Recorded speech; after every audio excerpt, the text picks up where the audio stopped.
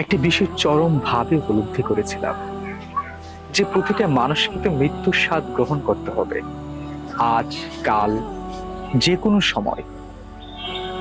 উপলব্ধিটা এমন ছিল যে আমরা তো জানি না আসলে কখন মারা যাব। এই যেমন ধরুন, এখন আপনাদের সামনে আমি কথা বলছি, এমনও তো হতে পারে এটি আমার শেষ কথা।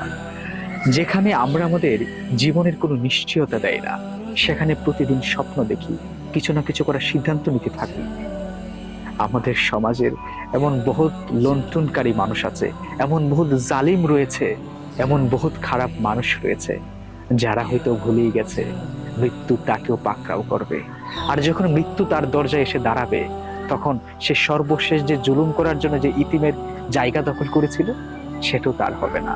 কিংবা যে লুণ্ঠনকারী মানুষের অর্থ সম্পদ মেরে ব্যাংকে লাখ লাখ টাকা জমিয়েছিল, এই টাকার স্বাদও সে ভোগ করে যেতে পারবে না।